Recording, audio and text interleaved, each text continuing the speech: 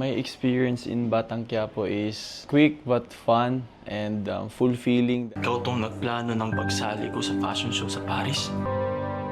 Tapos ngayon, wala ka. Naglalakad ako, may nakakilala na sa akin. So parang, uy, saan si Roberto? Saan si ano?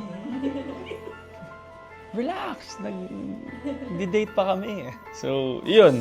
Yung familiarity na nakikilala nila ako as jowa ni Roberto. Pero grateful pa rin dahil it's still publicity. Tito A, Albert Martinez, it's a pleasure working with you. And yun, nagbigay siya sa akin ng konting guidelines nung first naming nagkasama. So, dadalhin ko yun lifetime. Hindi makakalimutang eksena. Siguro ito, yung isushoot natin ngayon.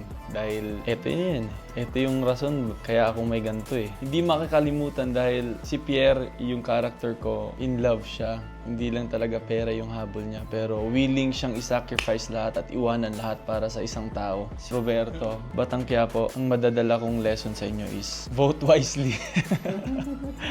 Tama yun, kasi we can all relate to politics. It's a pleasure na mapasali dito sa Batang Quiapo Top 1. And knowing the story, maganda. Yung decision ni Tanggol na huwag sundin yung kagustuhan ng kadugo niya dahil yung ini-stick niya sa sarili niya is kung ano yung ikaka-okay ng mga tao. Which is dapat ganun naman talaga lahat ng tumatakbong politicians. So I think yun yung magandang dulot ng Batang Quiapo.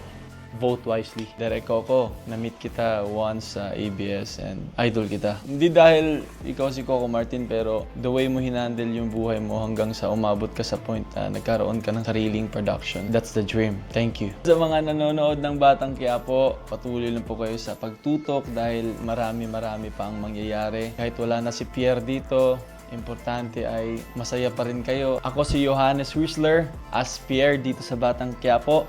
Signing off.